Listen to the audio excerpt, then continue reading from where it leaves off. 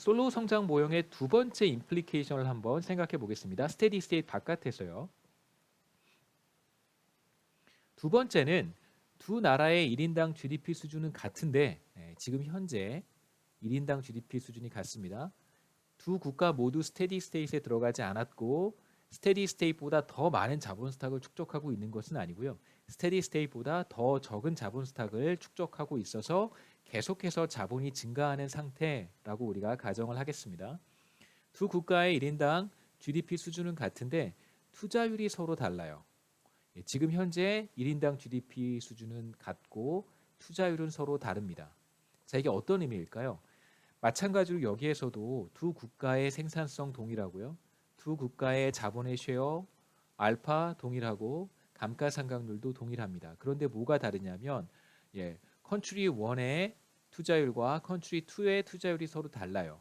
자, 그렇다면 다른 조건은 다 동일한데 투자율만 다르다면 우리가 무슨 얘기를 할 수 있냐면 투자율이 높은 나라가 스테디 스테이트 1인당 자본 스탁 수준이 더 높습니다. 여기서 우리가 캐치해야 되는 가장 중요한 사실은 다른 조건이 모두 동일할 때 투자율이 높은 국가의 정상 상태 1인당 자본 스탁 수준이 더 높습니다. 다시 말하면 두 국가가 존재할 텐데 컨트리 1과 컨트리 2가 있을 텐데요. 투자율이 높은 국가의 1인당 자본 스탁 수준이 더 높습니다. 그래서 두 국가는 서로 다른 스테디 스테이트를 갖겠죠. 이제 그림을 한번 보겠습니다.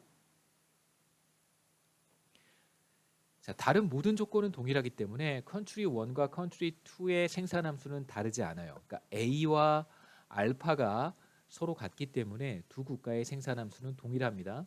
그 사실을 일단 염두에 두어야 되고요. 자, 유일한 차이는 어디에 있냐면 두 국가의 투자율에 있습니다. 그래서 여기에서는 컨트리 1의 투자율은 S1이고 컨트리 2의 투자율은 S2인데요. 컨트리 2의 투자율이 컨트리 1의 투자율보다 더 높다고 가정을 했습니다.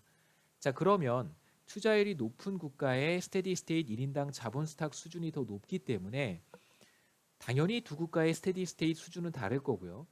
스테디 스테이트 자본 스탁이 컨트리 2가 컨트리 1의 스테디 스테이트 1인당 자본 스탁보다 더 높겠죠. 그래서 K2 스타는 여기에 있고 K1 스타는 여기에 있습니다. 그래서 감가상각과 투자 곡선이 만나는 요점이 바로 컨트리 2의 스테디 스테이트를 결정할 것이고요. 투자 곡선과 감가상각이 만나는 바로 요점이 컨트리 1의 스테디 스테이트를 결정할 거예요. 자, 그러면 두 국가의 스테디 스테이트이 달라진다는 것을 우리가 이 그림을 통해서 확인할 수 있습니다. 자, 이제 우리 원래 문제로 돌아가서 앞에서 또 어떤 가정을 했냐면 두 국가의 1인당 GDP 수준이 같다고 했습니다. 두 국가의 1인당 GDP 수준이 같아요. 자, 그런데 우리가 또 무슨 사실을 확인했냐면 두 국가의 생산 함수가 같다는 걸 확인을 했습니다. 그렇다면 이것은 무엇을 임플라이 하냐면 두 국가의 지금 두 국가의 지금 현재 1인당 자본 스탁이 같다는 것을 의미하겠죠. 생산 함수가 같기 때문에 1인당 소득 수준이 같아지기 위해서는 반드시 1인당 자본 스탁 수준이 같아야 됩니다. 그래서 우리가 확인한 사실은 바로 이거예요. 자, 그림을 다시 한번 보시죠. 자, 이 그림에서 우리가 확인한 사실은 두 국가의 1인당 소득 수준이 동일하기 때문에 생산 함수가 같다면 반드시 두 국가의 1인당 자본 스탁도 같아야 됩니다. 자, 이제 결론에 도달했는데요. 컨트리 1과 컨트리 2를 비교했을 때 스테디 스테이트에 보다 근접한 국가는 컨트리 1이라고 할 수 있습니다. 그래서 이 그림에서 보시면 스테디 스테이트에 보다 근접한 국가는 바로 컨트리 1이고요. 컨트리 2는 컨트리 1과 비교했을 때 투자율이 더 높아서 스테디 스테이트 1인당 자본 스탁 수준이 더 높아요. 그렇기 때문에 컨트리 2는 스테디 스테이트로부터 상대적으로 더 멀리 떨어져 있습니다. 그렇다면 우리는 이제 금방 결론에 도달할 수 있겠죠.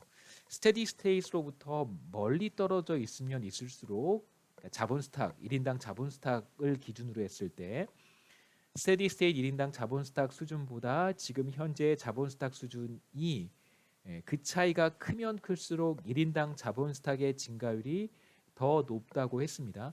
자, 그렇다면 이 둘 중에 어떤 국가가 더 멀리 떨어져 있냐면 컨트리 2가 더 멀리 떨어져 있으니까 당연히 컨트리 2의 1인당 자본 스탁 증가율이 더 높다라고 할 수 있고요.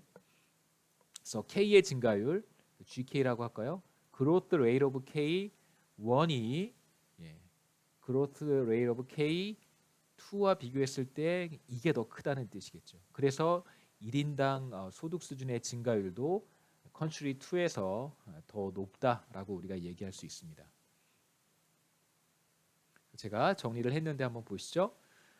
두 나라의 투자율이 다르다면 투자율이 높은 나라 컨트리 2의 정상 상태의 1인당 자본 스타 K 스타가 더 높습니다. K1 스타보다 당연히 K2 스타가 더 높고요. 그런데 1인당 GDP가 서로 같다라고 하는 것은 생산 함수가 동일하다면 지금 현재 1인당 자본 스탁의 수준이 같다는 것을 의미를 합니다. 그래서 현재 1인당 자본 스탁 수준은 두 국가가 동일하고요. 투자율이 높은 국가, 다시 말하면 컨트리 2의 1인당 자본 스탁은 정상 상태 수준인 K2 스타보다 더 멀리 떨어져 있게 되겠죠. 그래서 투자율이 높은 나라의 1인당 자본 스탁의 증가율이 높고 그렇다면 1인당 GDP의 증가율도 혹은 경제 성장률도 더 높다라고 우리가 얘기할 수 있습니다.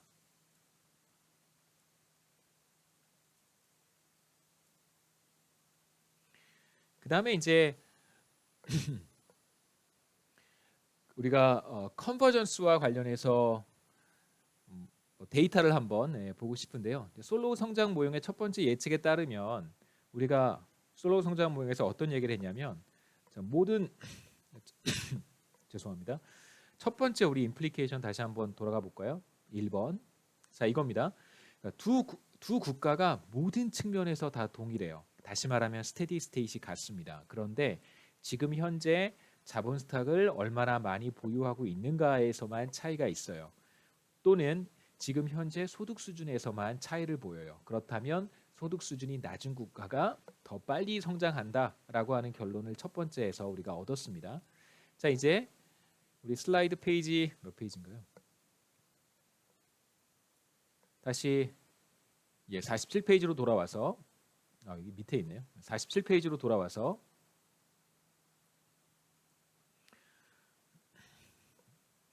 우리가 데이터를 통해서 몇 가지 사실을 한번 확인해 보려고 합니다. 다시 말하면 지금으로부터 한 50년, 60년 전으로 돌아가서 그때의 소득 수준이 높았던 국가와 그때의 소득 수준이 낮았던 국가를 이렇게 비교해 볼 수 있잖아요. 과거로 돌아가는 거예요. 과거로 돌아가서 한국은 1960년에 소득 수준이 매우 낮은 국가 중에 하나였습니다. 자, 그런 국가들이 한국만 있었던 건 아니겠죠. 자, 여러 국가들이 이렇게 있을 것이고요. 그리고 60년 전에 소득 수준이 비교적 높았던 국가들도 이렇게 있을 거예요. 자, 그러면 그 1960년에 이런 국가들을 우리가 구분을 하고요. 과거로 돌아가서 소득 수준이 비교적 높은 국가와 소득 수준이 비교적 낮은 국가, 컨트리 2, 컨트리 1 이렇게 생각해 보면 되겠죠. 이제 그 이후에 60년이 지났잖아요. 그러면 지난 60년 동안 이들 국가들이 몇 퍼센트의 증가율로 1인당 GDP가 증가했는지 우리가 계산할 수 있어요. 데이터가 다 있기 때문에. 그래서 뭘 계산해 보냐면 소득 증가율, 1인당 GDP의 증가율을 한번 계산해 보는 거예요. 자, 그러면 솔로우 성장 모형이 맞다면 우리가 어떤 결론을 얻어야 될까요?